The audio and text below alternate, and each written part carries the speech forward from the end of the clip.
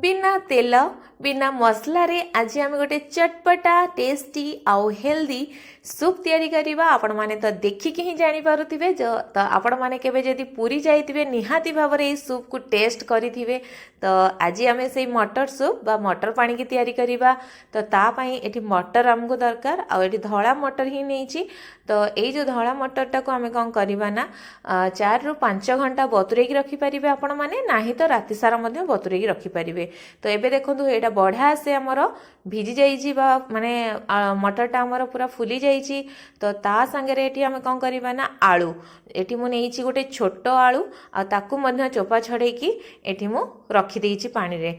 तो ताकू एबे कोन करबा ना ए सब को भल्ल भाबरे आमे धोई दबा मटर आ आलू को। एठी आलू आपण मानकर पूरा माने ऑप्शनल अछि, आपण चाहिले एठी ऐड करि परिबे नाही तो स्किप मध्ये करि परिबे।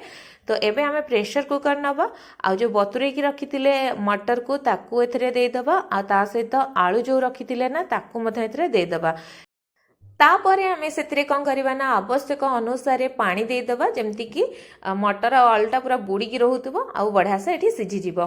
तो एबे आमे कोन करबा ना ए सब को देखिकी बा स्वाद अनुसार आमे एथरे लूण पके दबा। बस एबे आकु कवर करिकी मीडियम रु हाई फ्लेम रे 2टी सीटी आसिया पर्यंत आमे छाड़ दबा। आकु बेसी आपण माने सिझेबेनी, बस 2टा ही सीटी देबे। तो ता भितरे आमे कोन करबा ना देखिबा एइटा होची आपण मानकर माने सूप रो मेन जिंस जोटा कि होची तेंतुली आ ताकु मु 10 मिनिट आगु पानी रे बतुरे की रखि देइतली जहा फळ कोन हबो ना तेंतुली रु बहुत सहज रे माने ता रसटा बाहरी जिवो। तो आकु भल भाबरे चकड़ी नेला परे मु ताकु बढ़िया से चुपुड़ी की साइड करके एबे रखि दउची।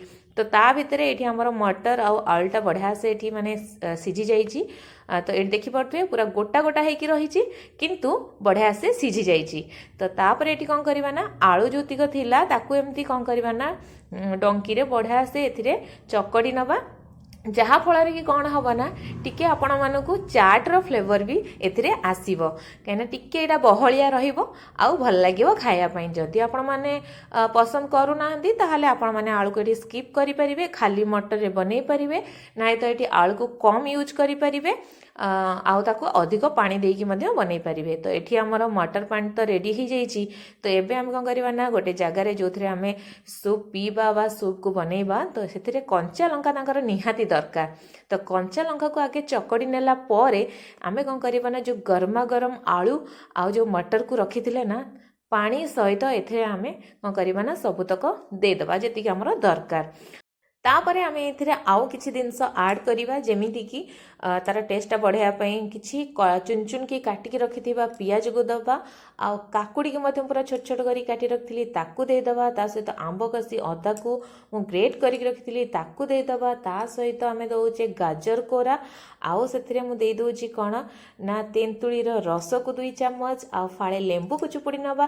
तापरे आमे सेथिरे दे दबा किछि फ्रेशली भजा हेकी रहिथिबा जीरा लंका गुंड आउ लास्ट को दबा आमे कोन किछि कळा लूण। ए सब को पकई सारला परे याकू बढ़िया से गोळे नवा। देखिए याकू माने बनैला बेले आपणको पाटर तो पूरा लाल ही आसी जीवो। तो ये सब गोटी बढ़िया से गोळे सारला परे तादरे आमे किछि कटा हेकी रखिथिबा फ्रेशली धनिया पत्र को दे दवा। आ बस एठी आपण मानकर तैयारी हो जाइछि गरमा गरम मटर पानी बा मटर सूप। आपण माने एमती चटपटा टिके एमती शीत शीत पागरे बनांतु समस्त को खाଇବା ପାଇଁ दियंतु आ निजे मध्य खांतु आ किपरि लागला हम कमेंट बॉक्स रे कमेंट करी निश्चय जणांतु। धन्यवाद।